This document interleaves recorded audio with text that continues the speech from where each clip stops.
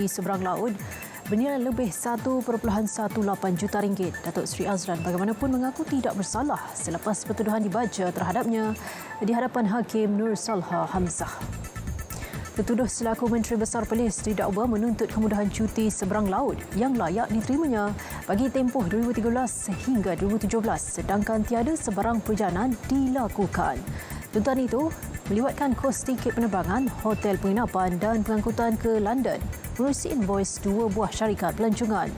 Kes disiasat mengikut Seksyen 18 Akta SPRM 2009 dan boleh dihukum sama di bawah Seksyen 24 Akta yang sama.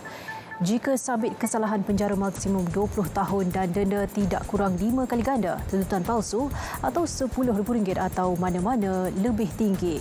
Mahkamah membenarkan tertuduh dikad jamin RM50,000 sebutan semula kes pada 12 Mei depan.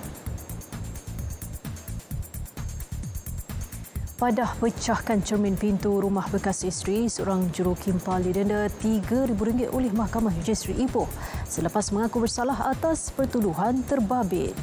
Magistrate Apes Punita turut memerintahkan Muhammad Syariman Zulkapri 46 tahun di penjara 5 bulan jika gagal membayar denda berkenaan. Muhammad Syariman didakwa melakukan perbuatan khianat itu dengan memecahkan cermin pintu depan sebuah rumah sehingga pecah menggunakan sebatang cangkul. Kejadian itu menyebabkan Salina Sidit 45 tahun kerugian lebih RM25,000. Kesalahan didakwa dilakukan di Taman Pinji Indah kira-kira 9 pagi pada 4 April lalu. 4 kenderaan mewah yang sepatutnya dipamer di galeri jualan musnah terbakar. Insiden terjadi ketika kerja menurunkan kenderaan berlibat daripada loji pengangkut berjalan. Menurut pengarah bomba Selangor Morni Mamat, kejadian berlaku di arah Damansara Tengah malam tadi. Semua kenderaan terlibat merupakan kereta mewah yang dianggar nilai sehingga RM1.5 juta. Api berjaya dipadamkan sepenuhnya dalam tempoh setengah jam. Kejadian bagaimanapun tidak melibatkan mangsa. Punca sebenar insiden dan jumlah kerugian sedang dikenal pasti. Ini perkembangan luar negara. Beberapa lokasi dalam Masjidil Haram diwarta sebagai kawasan larangan solat. Peraturan diperkenal bagi mengekan risiko keselamatan susulan jumlah jemaah ramai semasa Ramadan. Menurut Kementerian Haji dan Umrah Arab Saudi, pengunjung masjid dilarang solat di koridor dan laluan keluar masuk ke masjid terbabit. Turut tidak dibenarkan solat di laluan jentera cuci masjid. Ia dilaksana bagi mengelak kesesakan yang boleh menjejaskan kelancaran ibadah. Ketika ini, jumlah jemaah di masjid paling suci bagi umat Islam itu dilapor berjumlah 1.2 juta orang. Jumlah jemaah meningkat susulan Ramadan.